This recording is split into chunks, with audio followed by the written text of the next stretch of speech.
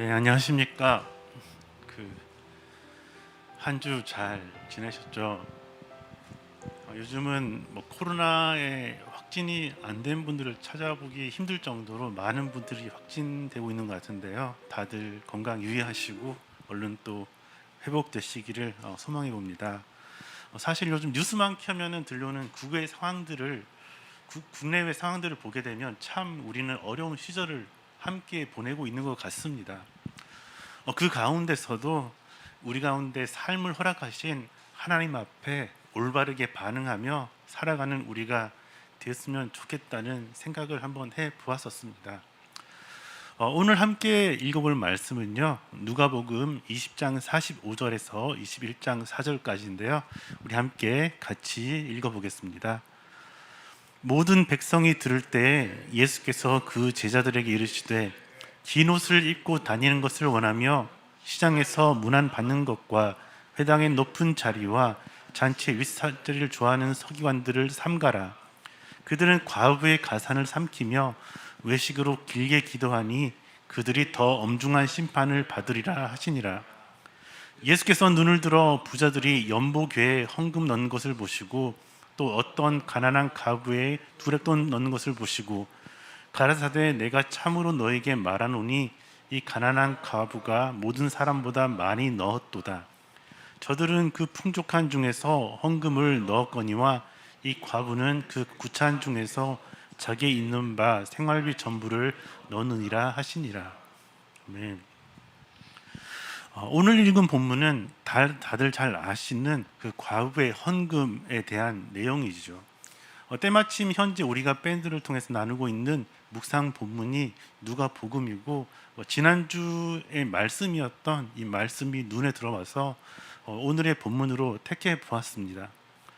사실 이 말씀은 어린 시절부터 과부의 두 렙돈이라는 제목으로 아주 많이 들어왔던 설교였습니다. 대부분의 설교는 하나님께 가진 모든 것을 드리는 것이 옳은 일이고 그것이 복된 일이라고 하며 헌금에 대해 설교할 때 많이 사용하는 말씀이기도 했지요. 내게 있는 모든 것들이나 나의 모습, 나의 소유 같은 그 찬양으로 한 번 더 헌금을 결단하게 하는 그러한 설교를 많이 들어왔던 것 같습니다. 그러한 설교들을 듣고 또 내가 가진 모든 것들을 드리지 못함에 찔려하거나 좀 불편해하는 그러한 경험들 또한 저에게 있었던 것 같기도 합니다. 오늘 읽은 본문인 누가복음 20장과 21장은 성전에서 예수님께서 당신의 백성들을 가르치는 내용이지요. 그리고 그 옆에서는 대제사장과 서기관, 장로들이 예수님이 어떤 것들을 가르치는지 지켜보고 있습니다. 그리고 그들이 예수님께 질문을 하기도 하지요. 예수님의 대답에 따라 어떠한 꼬투리를 잡을 것이 없는지 지켜보면 말이죠. 비유로 말하는 이야기에 자신들의 이야기인지 알아채고 또한 불편해하는 모습을 오늘 본문 또는 다른 성경에서도 우리는 자주 찾아볼 수 있게 됩니다. 그럼에도 불구하고 예수님께서는 담대하게 대제사장, 서기관, 장로들로 대표되는 권세 있는 자들에 대한 비판과 고발을 거침없이 하고 계시죠. 저라면 소심해서 함부로 나를 지켜보는 이들이 있을 때 그들의 불의에 대해 이야기를 못했을 텐데 말이죠. 저에겐 아직 용기가 더 필요한가 봅니다. 오늘 읽은 본문에서는 두 가지 부류의 사람을 발견할 수 있는데요. 첫 번째는 권세 있는 자로 대표되는 서기관 그리고 부자이고요. 또한 약한 자로 대비되는 과부가 그 사람들입니다. 예수님께서는 이 말씀으로 서기관들을 고발하고 있죠. 누가복음 20장 46절입니다. 긴 옷을 입고 다니는 것을 원하며, 이전 몇몇 유대 교사는 헬라 교사와 마찬가지로 신분을 나타내는 특별한 옷을 입었었는데 아마도 제사장이나 성전 관원들의 옷이 비슷했던 것 같습니다. 길고 흰 아마로 만든 옷이라고 하는데요, 우리가 잘 아는 린넨 소재의 옷일 것입니다. 그 당시에도 참 고급적인 소재였던 것으로 보이는데요, 아무나 입을 수 없었던 그 소재 옷이었을 것입니다. 그냥 멀리서 그 옷 입은 사람만 봐도 저 사람은 신분이 높은 사람이구나, 나름 뼈대 있는 가문의 사람이구나라는 것을 나타내기 위해서 린넨으로 된 긴 옷 입기를 서기관들은 좋아했나 봅니다. 계속해서 읽어보겠습니다. 시장에서 문안받는 것과 회당의 상좌와 잔치의 상석을 좋아하는 서기관들을 삼가라. 시장에는 항상 사람들이 많았기에 서기관들은 그곳에 가서 자신들을 알아봐주며 또한 인정받고 인사받는 것을 즐겼었고, 또한 회당이나 잔치의 높은 자리에 앉아서 자신의 지위를 뽐내는 것을 좋아한다라고 이야기하시며, 예수님께서는 그들을 삼가라고 경계하라고 말씀하고 계십니다. 47절입니다. 저희는 과부의 가산을 삼키며. 율법에서 과부는 억압받는 사람, 약자의 대표적인 예였죠. 그녀에게는 생계 유지할 수 있는 수단이 전혀 없었기 때문입니다. 공동체의 보호를 받기도 쉽지 않았고 사회적으로도 아무런 힘이 없었으므로 오히려 유대 율법의 보호를 받아야 하는 사람이었죠. 하지만 그렇게 보호를 받지 못했던 듯 합니다. 과부의 가산을 삼킨다라는 말로 예수님은 서기관들이 많은 헌금을 받으려 함으로써 보호나 돌봄을 받아야 하는 그 과부의 재산, 특히나 약자들의 재산을 착취한다는 의미로 그들의 잘못된 행동에 대해서 고발하셨을 것입니다. 서기관들은 원래대로라면은 율법이 요구하는 대로 가난한 자들에게 자비를 보여주어야 하는데, 오히려 율법의 기준과 사회적인 잣대만을 따라 기준을 세우고 그들의 삶을 더 어렵게 만들었기 때문일 것입니다. 과부의 가산을 삼키며라며 강한 비판을 하시며 서기관들에 대해서 서기관들을 삼가라고 그들은 참 나쁘게 보고 계신 듯 합니다. 외식으로 길게 기도하니 그 받는 판결이 더욱 중하리라 하시니라. 서기관들은 개인 기도를 하며 참 오랫동안 기도했다라고 합니다. 예수님께서 비판하시는 것은 길게 기도하는 것 그 자체가 아니라 그렇게 기도하는 동기였죠. 외식으로 남에게 보이기 위한 말입니다. 겉으로 보여지는 것에 치중한 나머지 그것이 오히려 자신들의 우상이 되었음을 비판하시는 듯 합니다. 결국엔 그 우상이 무너질 것이고 또한 그들에게 내려질 판결이 더 중하다고 이야기하고 계시죠. 계속해서 예수님께서는 권세 있는 자들의 사회적인 불의와 종교적인 위선에 대해 고발하고 있으며, 경제적으로 또는 사회적으로 힘없는 약자들의 편에 서 계십니다. 장면이 바뀌어서 예수님이 눈을 들어 헌금하는 모습을 보십니다. 부자와 가난한 과부가 헌금을 하는 모습이 대조되고 있죠. 부자의 많은 헌금, 그리고 가난한 과부의 두 렙돈 말이죠. 21장 3절과 4절 같이 읽어보겠습니다. 가라사대 내가 참으로 너에게 말하노니 이 가난한 과부가 모든 사람보다 많이 넣었도다. 저들은 그 풍족한 중에서 헌금을 넣었거니와 이 과부는 그 구찬 중에서 자기의 있는 바 생활비 전부를 넣었느니라 하시니라. 아멘. 부자들이 헌금을 하는 모습과 가난한 과부가 두 렙돈 헌금하는 모습을 보셨습니다. 부자들은 셀 수 없이 얼마나 많이 헌금을 했는지 액수를 알 수가 없었지만, 가난한 과부는 두 렙돈을 헌금했다고 정확하게 성경에 기록되어 있죠.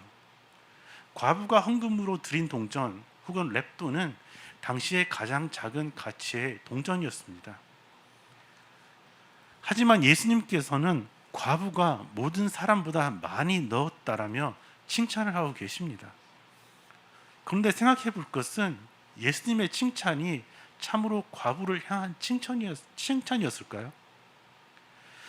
부자들의 크고 많은 동전들이 헌금함에 떨어지는 소리에 비해 두 렙돈은 아주 초라하고 작은 소리가 났겠지요. 어쩌면 동전이 헌금함에 떨어지는 소리가 거의 들리지 않았을 수도 있겠습니다.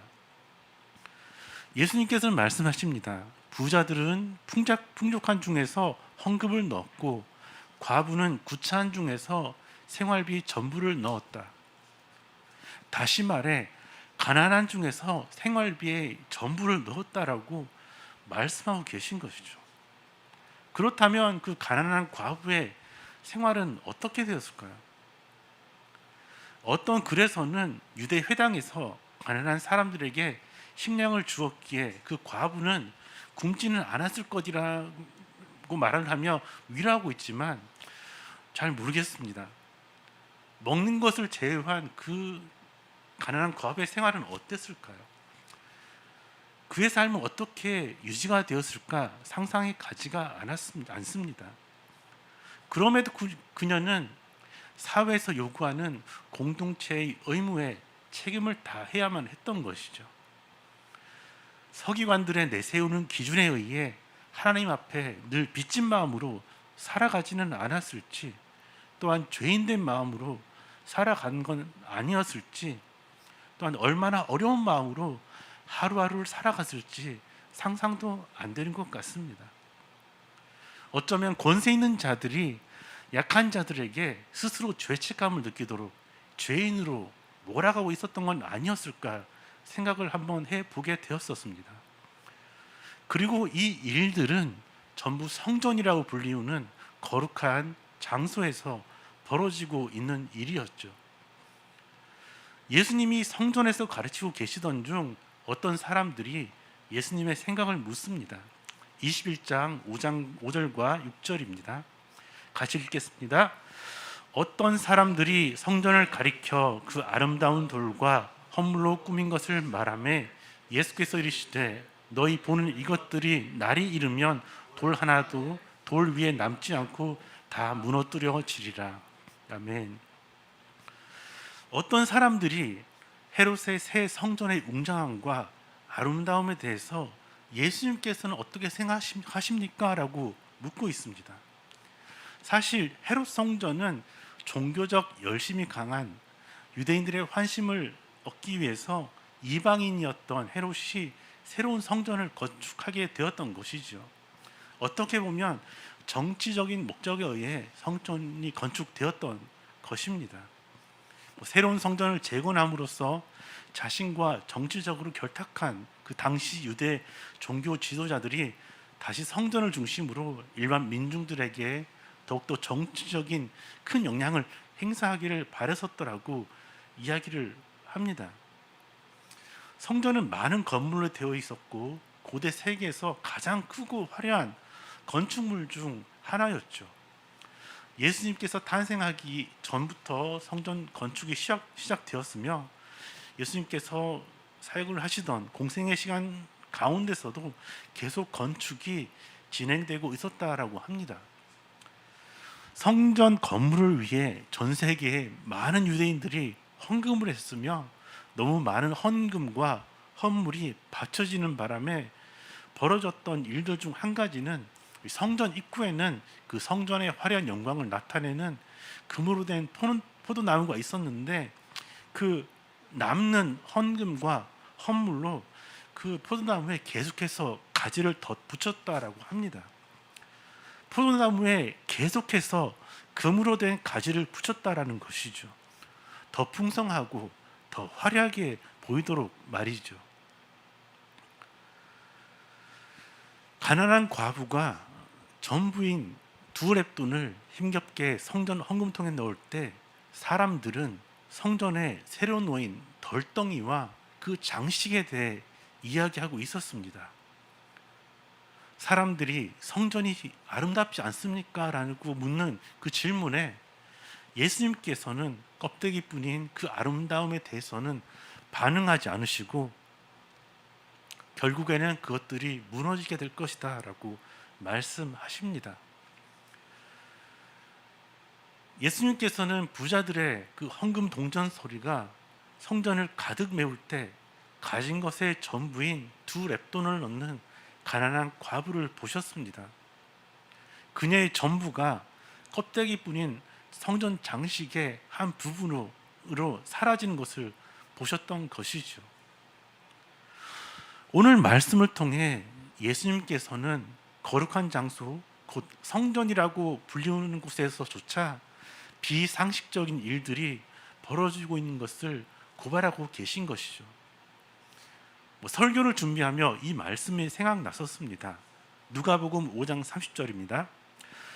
바리새인과 저희 서기관들이 그 제자들을 비방하여 가로되 너희가 어찌하여 세리와 죄인과 함께 먹고 마시느냐. 세리와 죄인의 친구 예수와 제자들에게 고리표처럼 따라달리던 별명이었죠. 아마 바리새인과 서기관들이 예수님과 그의 제자들을 비난하며 만든 별명이었던 것처럼 보입니다. 어쩌면 자신들의 불법을 정당화하기 위해서 예수를 그리고 그의 제자들을 세리와 죄인의 친구 그리고 먹는 것을 탐한다라며 비난했던 듯 합니다. 율법을 해석하고 보존을 위해 헌신했던 그 서기관들은 어느덧 사회의 권력층이 되어 있었죠.